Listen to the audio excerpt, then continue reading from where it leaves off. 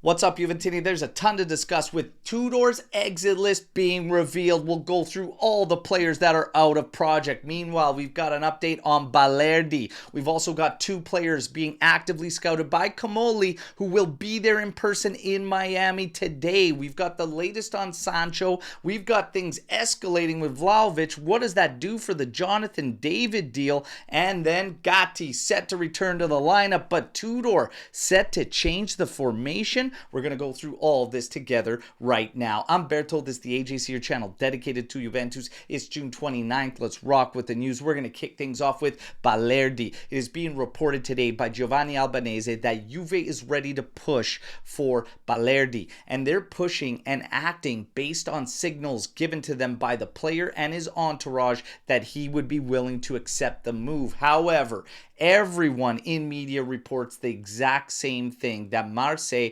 remains firm. They are not willing to sell the player. So a bit of a strange one here. Marseille openly not selling a player, but Juve trying to say, yes, you are selling him.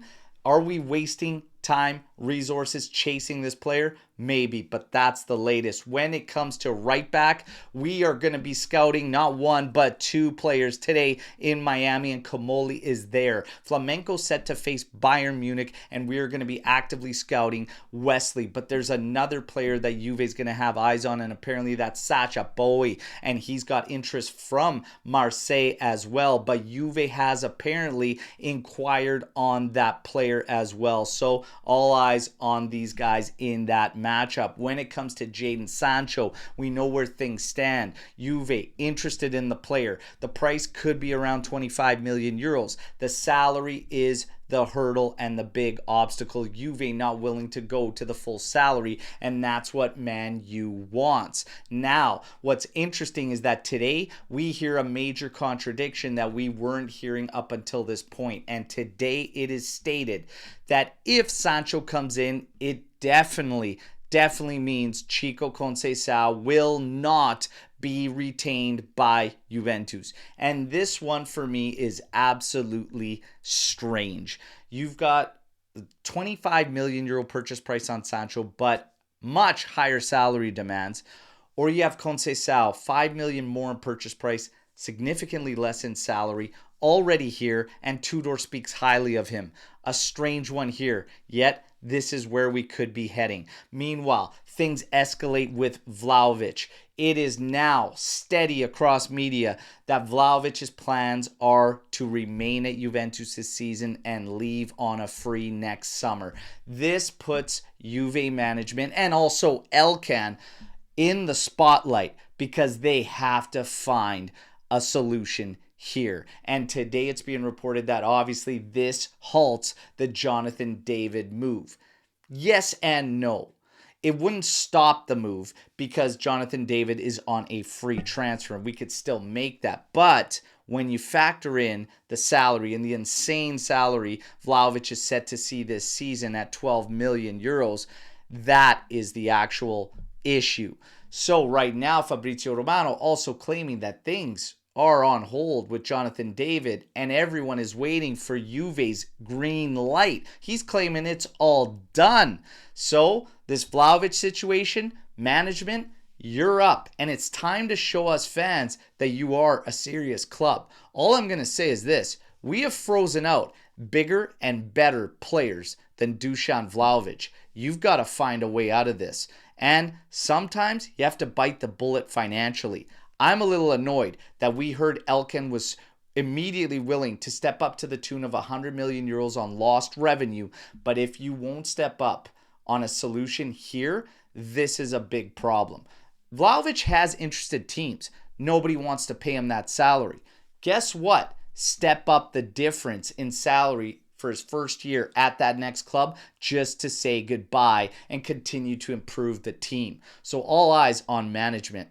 This will show us if we are in fact a serious club or not. What do you think? Weigh in. Meanwhile, when we get to Tudor, we hear his out of project list being revealed. The list is as follows: Perin, Weah, Rugani, Thiago Jallo, Rui, Kostic, Arthur, Douglas Luiz, Miretti, Milik, Mbangula, Vlahovic, and even Nico Gonzalez. I gotta ask you all the question.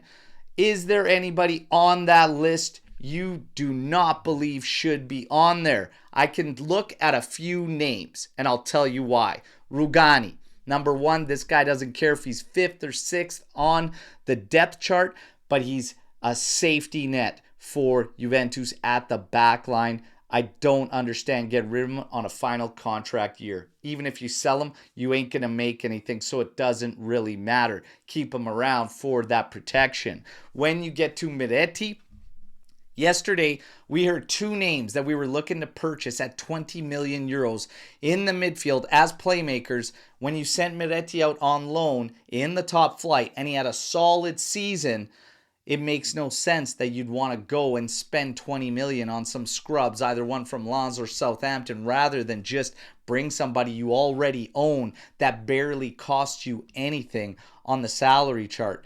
This one's strange to me. I would look at maybe keeping him. Mbangula, maybe we should keep him, especially if you're only going to muster 8 million euros.